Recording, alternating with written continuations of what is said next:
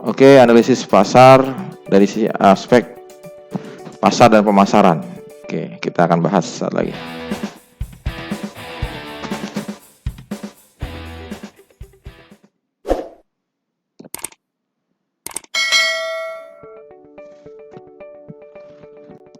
Apa sih studi kelayakan bisnis dari sisi aspek pasar dan pemasaran, kita akan bahas ya.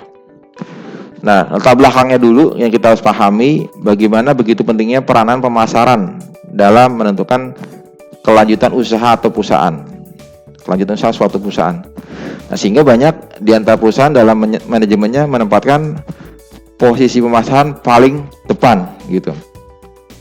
Nah, seorang pemasaran harus selalu tahu dahulu pasar yang akan dimasukinya.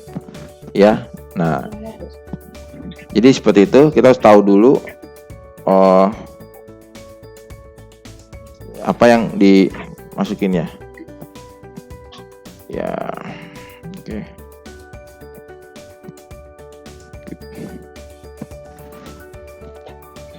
Oke, ini tolong dimatikan Zulfikar.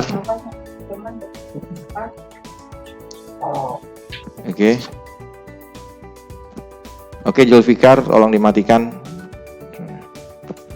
Oke, kita lanjutkan.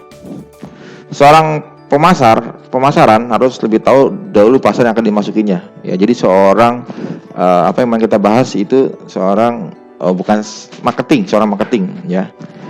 Nah, bahkan marketing ini ya mohon maaf, ini nanti jadi orang yang paling besar gajinya di perusahaan karena dia sebagai ujung tombak bisnisnya dia.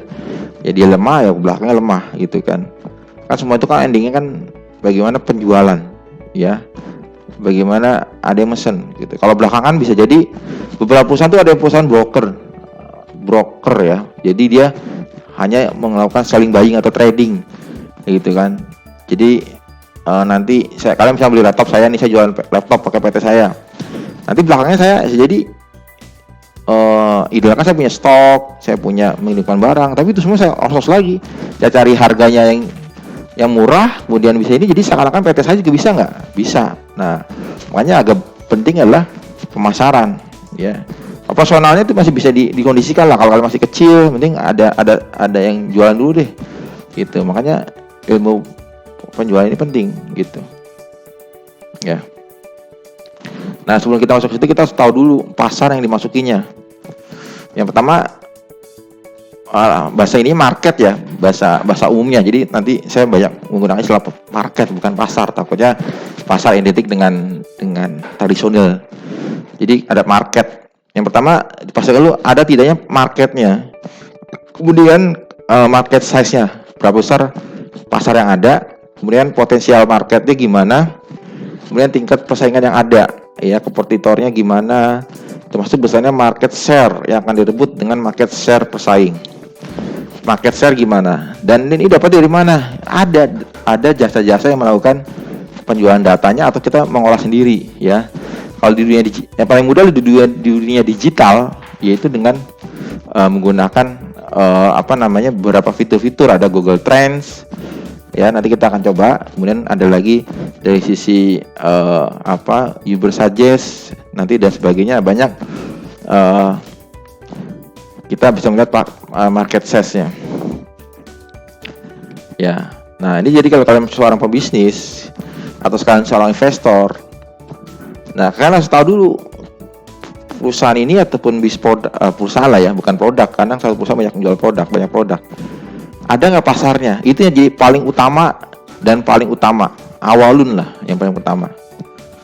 Jangan sampai kalian di sini ditawarin proposalnya, kita buka bareng ya nih, masuk investasi 10 juta atau ya gabung sama saya kita bikin bisnis, bisa apa? Penjualan DVD. Kira-kira kalian mau masuk nggak? Terus dibilang ada, masih banyak di sini di kampung-kampung masih DVD. Kalian percaya nggak begitu kan? DVD gitu kan? Dengan sekarang adanya Netflix, Hotstar, ada ya View dan sebagainya, kalian masih mau diajak jualan DVD gitu kan? Murah kok, cuman sekali beli kita beli 2.000, jualnya 10.000. Wow, untungnya berkali lipat gitu kan? Nah, tapi kalian lihat ada nggak pasarnya gitu?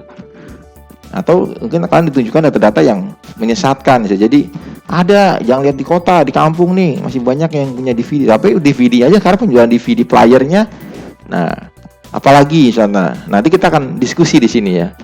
Nah, di poin 1 ini kita harus diskusi terkait dengan marketnya ada nggak gitu, atau mungkin ada tapi belum meredup. Ya, apa namanya, senja. Jadi dia udah meredup, bukan yang udah nggak ada ya, tapi udah meredup. Meredup itu udah hampir hilang, tapi masih ada. Tapi apa ya? Nanti kita bahas lah ya. Misalkan ya kalian jasa SMS gitu kan, jasa notifikasi SMS yang dulu tempat ini bisa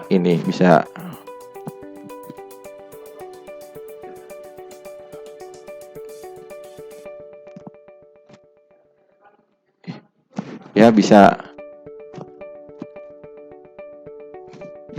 kalian lihat. Nah, ini penting untuk pasarnya ada. Oke.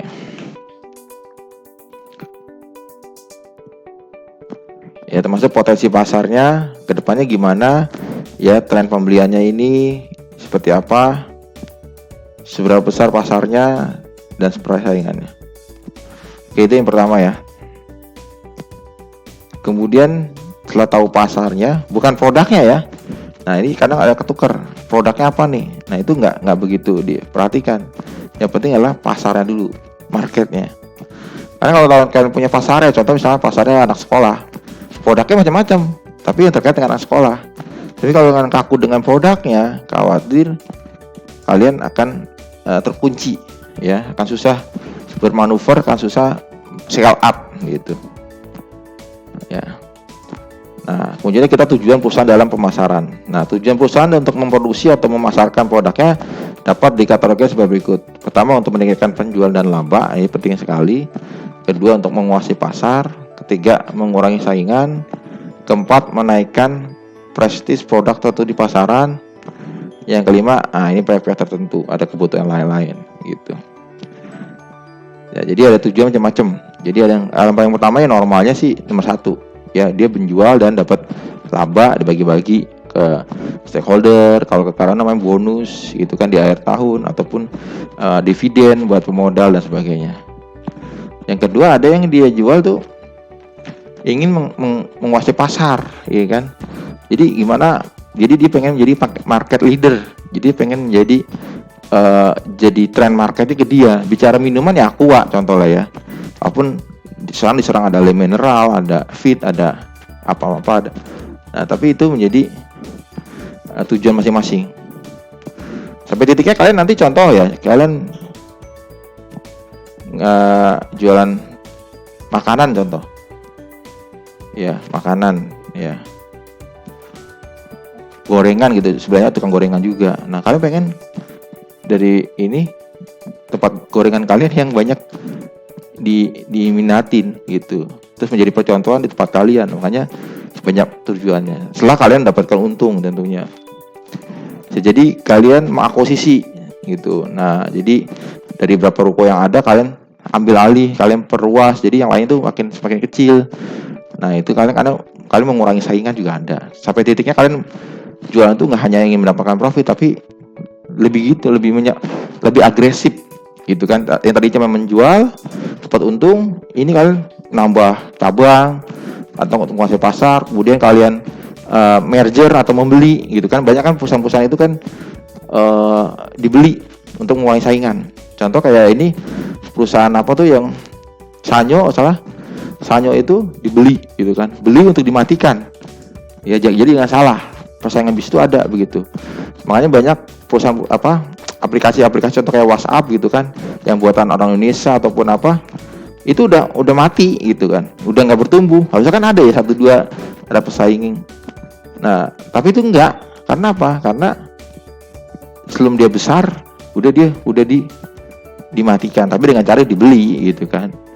Dibeli terus kemudian untuk dimatikan pelan-pelan ada gitu kan. Nah, itu persaingan bisnis. Nanti kalian akan pada ketemu titiknya lah gitu kan, dan lain sebagainya.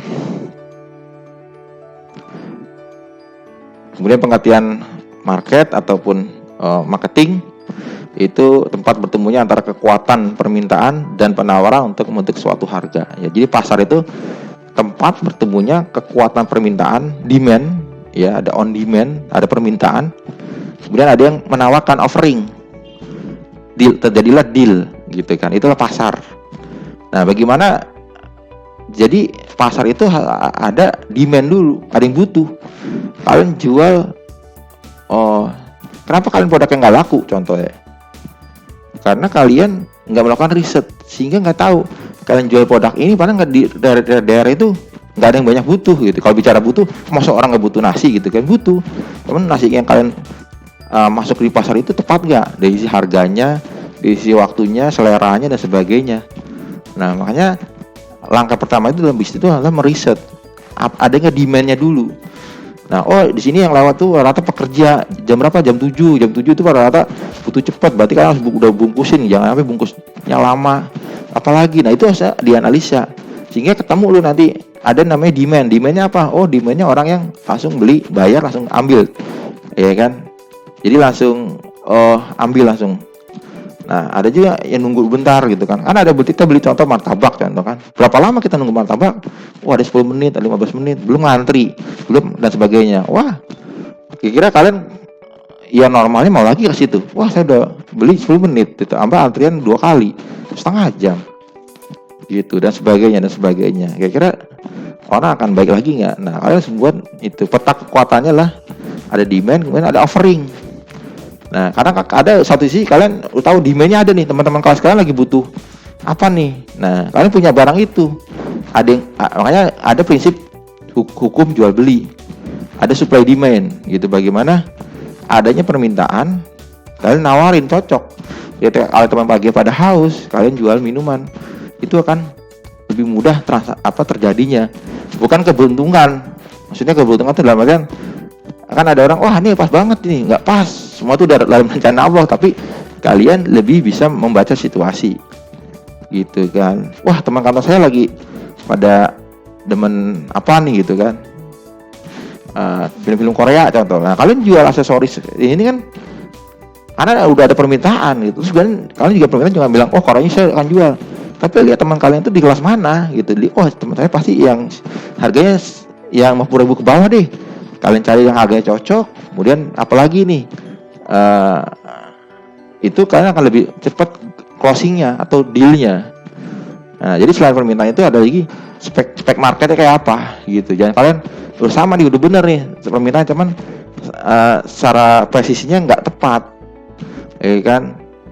Nah, jadi closingnya lebih kecil gitu karena harganya nggak cocok. Masa mau buat mahasiswa harganya tinggi gitu kan, mahasiswa kan maunya harga mahasiswa lah gitu dan sebagainya. Nah, jadi itu pasar. Ya, lanjut lagi terkait pasar adalah arti lain adalah tempat bertemunya para penjual dan pembeli untuk melakukan transaksi. Makanya ada marketplace, ya. Jadi ya Tokopedia, Shopee itu kan marketplace. Kalian butuh barang, dia banyak offering penawaran. Nah, cari yang harganya cocok, speknya cocok, layanan cepat. Nah, kalian terus kemudian ditambah keyakinan, yang beli banyak, bintangnya udah bagus, kelasnya udah ini, terus yang like berapa, history pembeliannya berapa, kalian lebih yakin untuk beli. Normal begitu kan? Saya cari barang, cari yang terlaris dulu. Kalau di Shopee ada fitur terlaris, jadi kita bisa cari yang paling banyak beli, orang banyak. Nah, itu jadi kita dipermudah. Atau kita balik di toko itu mana yang paling banyak beli, itu kan sekarang sangat mudah. Kalau di toko offline, mana tahu kita ke tukang sayur gitu kan, atau tukang gorengan, mana gorengan yang sering dibeli. Gampangnya cari aja paling sedikit, tapi belum tentu pas bulan dia bang lagi sedikit banyak nih, jadi disesuaikan kan nggak juga. Makanya kemudian digital itu gampang mengolah data, ya gitu. Nah, jadi studi kelayakan bisnis dimulai dari kondisi pasar, ya bukan produk, ya kan, pasar dulu. Jadi kalau nanti ada siapapun yang, Pak, saya butuh modal nih, saya punya bisnis ini, punya proposal bisnis, yang saya lihat adalah selain orangnya, kan pernah saya bilang ya, orangnya penting, kredibilitasnya penting, integritasnya penting. Yang kemudian adalah yang kedua adalah pasarnya, bukan produknya.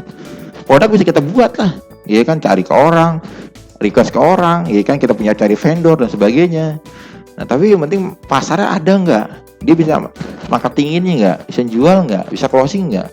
Kalau ke belakang tuh urusan nomor 2, bukan yang nggak penting, nomor 2, ya kan. Nomor 3 ya modalnya dikucurkan ya nanti jalan gitu. Makanya ada orang bilang, Pak, ini saya udah ada PO nih, pembelian ini nih, PT ini nih, ada PO nya, berarti kan udah ada demandnya tuh.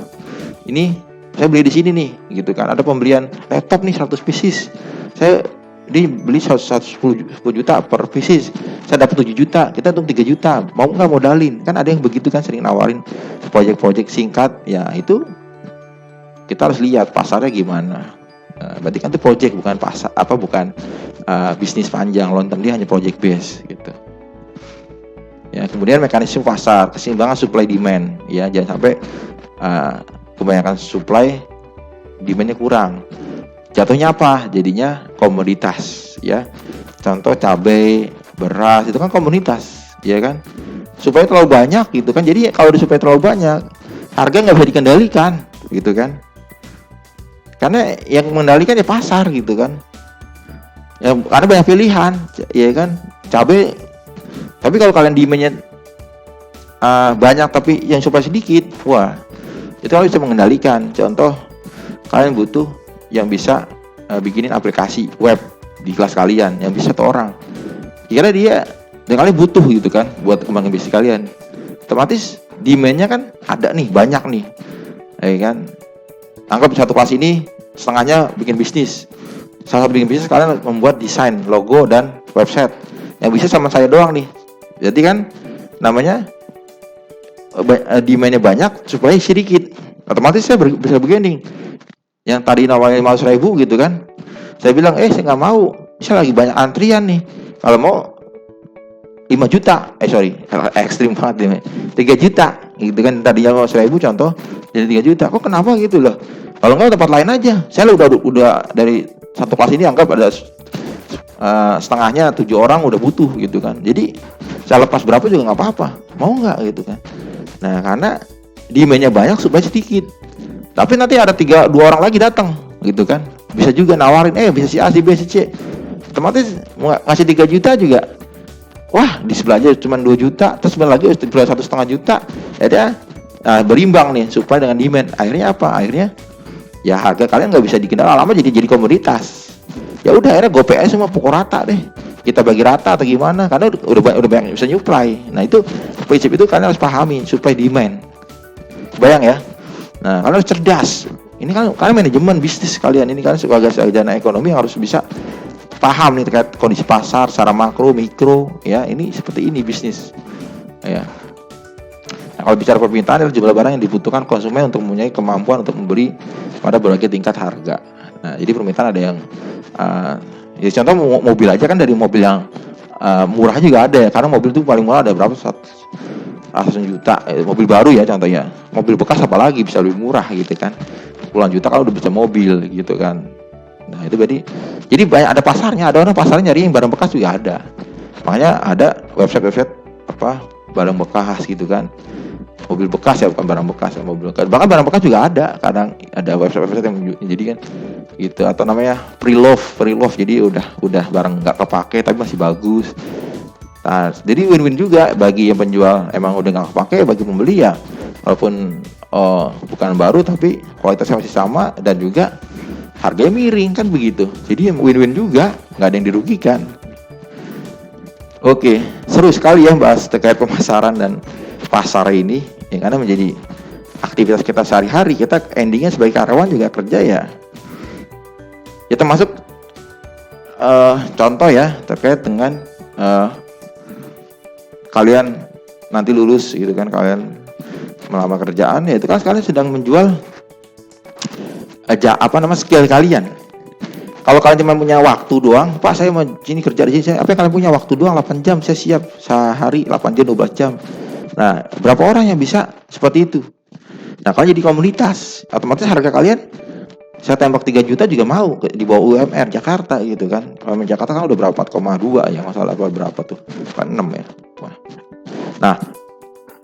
Nah itu bayangin, karena supply kalian tuh terlalu banyak, cuma punya skill basic office, waktu doang office, otomatis kalian akan di ini. Tapi kalau punya skill khusus, saya bisa bahasa Inggris, saya bisa presentasi, public speaking, saya punya konsep ini. Nah, berarti kan supply kalian tuh sedikit, karena yang bisa lulusan sarjana ekonomi yang bisa bahasa Inggris, yang bisa manajemen itu hanya beberapa orang. Nah, otomatis supply-nya sedikit, kebutuhan banyak. harga bersaing. Nah itu makanya kalian bisa nego gaji, bisa lebih ini. Tapi kalau kalian supply-nya hanya supply ya skill yang umum, waktu doang, tenaga gitu, dan pikiran juga ya basic lah gitu kan, nggak itu banget gitu. Nah akhirnya kalian jadi komoditas ya, harga UMR aja. Nah berpikirnya begitu gitu. Jadi sekarang jangan jadi komoditas ya, harus punya bargaining position ya. Tawar saya apa? Oh saya bisa bahasa Inggris, oh saya bisa public speaking, oh saya bisa apa, sehingga kalian berani nego lah, lulus kuliah walaupun fresh graduate, namun kalian bisa tawar gitu ya teman-teman. Nah itu tadi ada pemerintahan, ada penawaran diartikan sebagai kuantitas barang yang ditawarkan di pasar dengan tingkat harga, ada faktor-faktor harga barang lain, biaya produksi, dan tingkat teknologi. Kemudian pengertian pasar dan pemasaran, ada jenis struktur pasar dikelompokkan ke dalam pada persaingan sempurna, monopolistik, oligopoli, dan monopoli. Ini saya agak skip dikit. Kemudian saya lanjut. Nah, pengertian pasar dan pemasaran. Pemasaran adalah suatu proses sosial dan manajerial dengan mana individu dan kelompok memperoleh apa yang mereka butuhkan dan inginkan dengan cara menciptakan serta mempertukarkan produk dengan pihak lain ya. Jadi ya pemasaran itu kan endingnya proses sosialisasi sosial atau manajerial. Jadi membuat orang tadi nggak tahu jadi tahu jadi tertarik jadi kepo atau pengen tahu lama, pengen beli juga pengen nambah belinya dan sebagainya. Itu adalah pemasaran gitu kan. Yang endingnya lah bertukar value. Jadi produk itu sebenarnya value, nilai ya. Nilai itu contoh dari kalian lapar jadi kenyang, kalian nggak tahu jadi tahu, kalian kerjanya lama kan dengan laptop kalian jadi lebih cepat ngerjain, bisa nonton video, bisa kuliah, kan itu kan manfaat ya. Karena sejatinya tuh orang transaksi itu bertukar manfaat aja gitu kan. Uang itu kan cuma alat tukar saja gitu kan ya. Kan kadang kalau zaman dulu kita nggak harus uang gitu kan, jadi tukarnya jangan dulu beras dengan ikan gitu kan zaman dulu ya. Kalau sekarang misalnya jadi jual bertukar manfaat aja kalian ya. Saya punya ini, saya punya ruko, oh saya punya produk, kita gabung, nggak harus uang gitu dalam transaksi itu atau makan pasar ya. Secara praktek kelompok pasar terdiri dari konsumen, pasar industrial, pasar reseller, dan pasar pemerintah. Segmentasi pasar, pasaran sasar, dan posisi pasar. Untuk strategi persaingan adalah menentukan segmentasi pasar, menetapkan pasar sasaran, dan menentukan posisi pasar ya. Jadi positioning seperti apa. Kemudian segmentasi pasar adalah membagi pasar menjadi beberapa kelompok pembeli yang berbeda yang mungkin memerlukan produk atau marketing mix yang berbeda pula. Jadi ini menyesuaikan. Ini pasarnya remaja kita bagi sekolah atau yang udah kuliah kita bagi kuliah yang semester berapa kita bagi pria atau wanita, sehingga lebih tepat saya jual barang itu gitu kan. Karena jual barang yang nggak tepat tuh closing, bukannya berarti nggak bisa closing atau nggak bisa terjadi transaksi, tapi kecil. Nah kita bagaimana melakukan ceruk market, bagaimana lebih spesifik, lebih kena orang yang butuh, orang yang jual, jadi cocok. Karena kalau yang jual orang nggak butuh, atau ada orang butuh tapi nggak ketemu yang jual, ketemu tapi harganya nggak cocok, harga cocok speknya nggak cocok dan sebagainya. Itu kan namanya dinamikanya ya. Nah, sebenarnya segmentasi berdasarkan geografis, demografis, dan psikologi dan perilaku. Nah, itu kita harus bisa memahami geografis dari si penjualannya. Oh, karena ini lokasinya di Jabodetabek, tentunya beda treatmentnya dengan jual di Papua, jual di Surabaya. Ya kan, di Jabodetabek asumsinya banyak barang tuh berlimpah, akses gampang, pengiriman murah, ya kan. Ya, demografis itu lebih dari pria atau wanita, umur berapa, ya kan, dan sebagainya.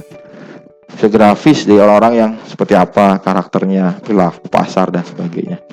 Nah, kita harus mengenal. Tadi kalau kalian nanti belajar Facebook Ads atau Instagram Ads, itu kalian ditanyakan geografis. Kalian menjual, jadi iklan yang muncul di IG kalian ataupun di story kalian itu atau Facebook kalian itu untuk lokasi di mana? Oh, Jabodetabek. Jabodetabek mau posisi apa? Apa Jabodetabek? Oh, mau Bekasi aja atau Jakarta aja. Oke, Jakarta. Di Bekasi ya anak yang orang yang umur berapa? Oh, umur yang 24 sampai 20 sampai 24. Laki atau perempuan, itu demografisnya. Itu gitu nanti kalau kalian pernah nanti belajar Facebook Ads ya ataupun Instagram Ads itu ditanya demografis penting karena dia udah membuat ceruk market, udah memperkecil ininya. Oke. Kemudian pengertian menetapkan pasar sasaran adalah mengevaluasi keaktifan setiap segmen. Ya. Kemudian memilih salah satu segmen pasar terlebih banyak dilayani. Jadi mau dievaluasi mana yang kalian mau fokuskan ya. Dengan cara mengevaluasi dulu dari sisi ukuran dan pertumbuhan segmen. Wah, ini segmennya nggak berkembang nih produk ini nih. Ya kan? Jadi kadang dia kan beberapa perusahaan itu menutup. Wah, contoh kalian jualan makanan lah sederhananya jualan somai gitu kan. Peminat untuk kentangnya sedikit nih, ya kan sehari itu nggak pernah habis, otomatis kalian akan evaluasi dan tutup lah itu saya jualan kentangnya, saya fokus di ternyata tahunya yang banyak atau batagor yang banyak dan sebagainya itu dari hal sederhana. Jadi kalian jangan beli kalian paksain namanya. Nah, kalian mengevaluasi effort kalian beli satu ini mendingan dihilangkan. Ya ada lah pasti kecewa 1-2 nyanyain tapi kan nggak apa-apa dibanding kalian effort nyari produk ini gitu kan. Tapi kalian memperkuat banyak yang nyari di ini. Nah, kadang kan kita punya contoh, let's say gitu kan, kita punya usaha warung kopi gitu, banyak nanyain ada ini nggak wifi-nya gitu kan. Nah kan walaupun itu wifi bukan dagangan kita, tapi itu menjadi salah satu segmen pasarnya begitu.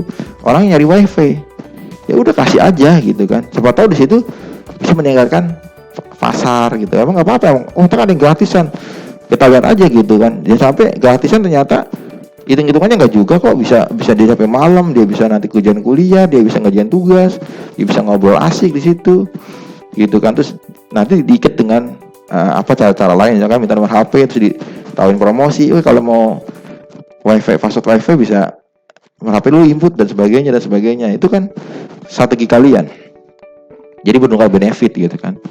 Karena kontak itu penting, list itu penting. Kalau kalian punya list, kalian tahu orang-orang yang suka sering beli itu, kalian kasih promo, dia akan datang lagi lebih ini dibandingkan orang yang nggak tahu. Beberapa kali tawarin, mau kesini nggak? Nggak tahu saya di mana tuh gitu kan. Tapi kalau udah pernah tambahin promo, saya yakin akan lebih tertarik kan. Kalau kalian pernah ke situ, kalian nggak dikasih promo aja bisa atau diskon aja bisa, apalagi dikasih itu, kalau udah pernah gitu kan. Makanya disebut loyal market gitu kan. Terus dia akan mengajak temannya dan sebagainya. Ya makanya membeli segmen itu meliputi dari pemasarannya, ya pemasaran serba aneka, serba sama, dan pemasaran terpadu. Menentukan posisi pasar itu menentukan posisi yang kompetitif untuk produk dan suatu pasar. Posisi produk adalah bagaimana suatu produk yang didefinisikan oleh konsumen atas dasar atribut-atributnya. Ya, memberikan strategi penentuan posisi seperti identifikasi keunggulan kompetitif, keunggulan kompetisi yang tepat, mewujudkan dan mengakomodasi posisi dipilih. Nah, kemudian ada lagi marketing mix, yaitu strategi bauran pemasaran ataupun combine. Ada yang strategi terkait dengan produknya, ya jadi produk yang berwujud dan ataupun barang, dan juga yang tidak berwujud seperti jasa. Ya karena prinsipnya produk itu ada dua macam, ada item ataupun services. Ya item itu jasa, fisiknya bisa kelihatan. Kalau beli pulsa, kalian servis AC, kalian servis HP, itu adalah jasa, nggak ada wujudnya, nggak ada, tapi terasa. Tapi kalau kalian beli HP-nya, fisiknya kelihatan, beli apa lagi? Kan intinya orang hanya menjual dua macam, barang atau jasa. Nah, jasa kita bagi lagi, jasa seperti apa, ya kan? Contohlah barang kita main apa, elektronik, otomotif, apalagi ATK dan sebagainya. Nah, ATK apalagi mainnya buku atau kertas dan sebagainya. Itulah disebut dengan ceruk market. Kalian mau bermain di mana? Oh, saya fokus di pensilnya apa? Pensil anak-anak, anak yang umur berapa? Oh, TK, dan berarti umur berapa? Nah, itu jadi kalian lebih, orang akan tertarik orang yang fokus, spesialis lah, gitu, bukan generalis. Apa aja bisa, tapi nanggung gitu kan. Nah, itu kurang bagus juga. Ya, yang kedua strategi pasar terkait dengan penetapan harga, skimming pricing, penetration pricing, status quo pricing, ya. Nah, ini masuk ke strategi harga. Ada harga kita kecilin dulu, murahin dulu, ya, biar buat penetrasi doang, buat orang pada tahu dulu. Makanya orang masuk tuh dengan barang-barang yang di bawah 100.000 gitu kan, buat orang pada terjangkau dulu. Kalau udah terjangkau beli, kalian tawar lagi yang harga agak naik. Jadi masuk dengan entry level dulu. Jadi entry levelnya yang low dulu, masuk dengan murah. Kalau langsung masuk tinggi ya kalau kalian kuat brandingnya, contoh kayak Apple ya, dia ya kalau udah kuat mindsetnya, di orang-orang udah bagus image-nya, ya masuk berapa juta juga, keluar Apple berapa juga kalian beli. Karena tapi kalau barang-barang yang ini ya, kalian bilang, oh mana ada yang beli Apple. Nah, pokoknya nggak beli, kalian bukan bagian segmennya, jadi kalian dianggap nggak cocok gitu kan. Ya kadang kita nggak habis pikir, ada nasi goreng contoh yang harganya 50.000. Bagi kita mana ada yang beli itu kan, karena kita bukan segmennya. Tapi kalau di jalan laku-laku aja, karena yang beli mungkin di restoran, ya kan, dia punya tempat yang tepat di restoran, kemudian view-nya bagus, suasana yang mendukung gitu kan. Buat orang bulan madu, buat buat apa kan, hal segitu wajar aja. Nah, dia udah pintar, dia akan menawarkan bukan kayak kalian, dia menawarkan orang yang tepat, orang yang ya otomatis buat tadi bintang berapa, lokasi di mana, ya kan, effort dia ke situ kan pasti udah ini, dia hanya buang duit. Orang udah kerja berbulan-bulan, dia pengen buang duit, nampaknya tepat gitu, nggak ada yang salah gitu jual barang, ya. Karena gue pikir ya, jadi nggak ada yang salah, nggak ada yang barang mahal, ternyata segmennya kurang tepat gitu. Kebuka sekarang mindset kalian ya, jadi nggak ada yang barang mahal gitu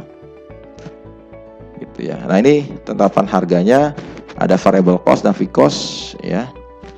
Dan ini jadi kalian bisa menentukan variable cost dan fixed cost. Ini nanti detailnya nanti kita bahas ya.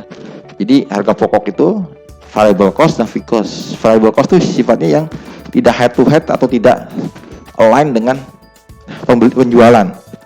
Contoh kalian jual laptop di ruko. Nah, fixed cost itu adalah laptopnya. Variable cost-nya apa? Biaya gaji karyawan kan, mau laku satu laptop sampai 100 laptop, orang kan tetap segitu gajinya. Listriknya sama nggak? Sama. Apalagi biaya sewa sama nggak? Itu variable cost. Ya, fixed cost itu terkait barangnya. Jadi kalian bisa bedain. Kalian bisa memecahkan variable cost menjadi spread ke fixed cost sehingga ke jual. Ada berdasarkan cost plus pricing markup, jadi ditambahkan margin. Nah, jadi disebutnya markup pricing. Merupakan metode yang paling populer digunakan oleh para grosir atau pengecer untuk menemukan harga jual. Penetapan harga markup adalah biaya pembelian produk dari produsen ditambah sejumlah keuntungan. Jadi basicnya beli berapa tambah margin, ya kan, tanpa adanya variable cost. Padahal kan kalian beli itu kan nego dulu sebelumnya dan sebagainya, pengiriman itu kan ada biayanya sebenarnya kalau dikonversi head to head per produknya, sehingga kalian lebih tepat. Tapi kalau kalian masih belum belajar bisnis, masih orang konvensional, saya yakin gampang doang gitu kan. Nah, tapi sebenarnya ada hal lain yang kalian harus perhitungkan. Ada yang terkait konsep BEP, break even pricing ataupun target pricing.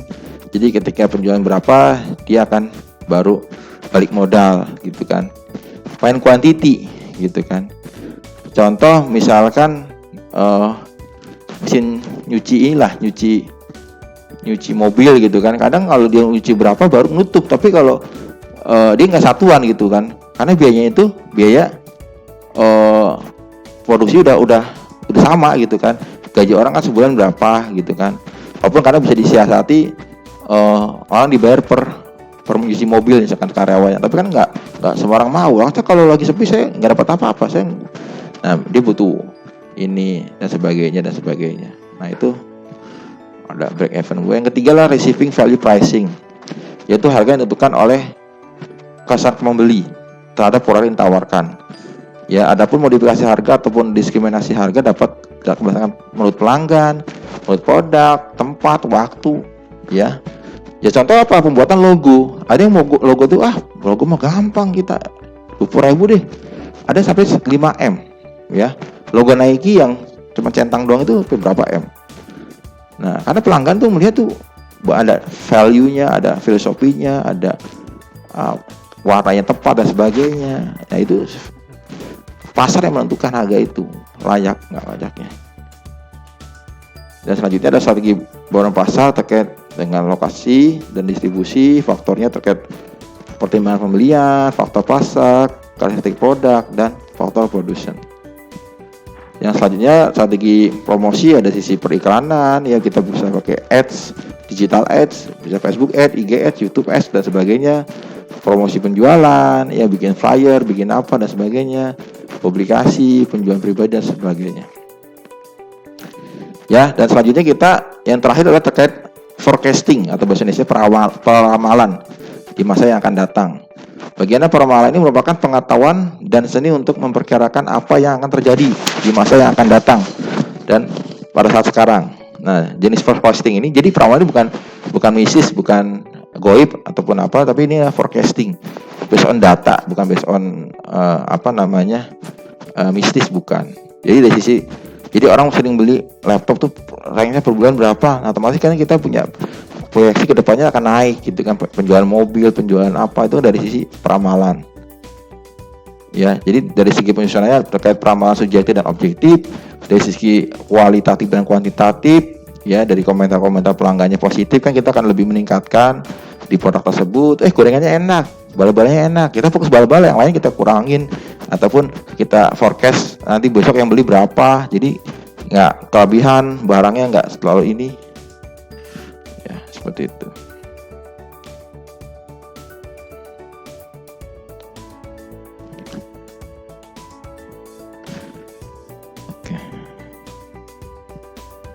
Oke, sekian dari saya. Terima kasih.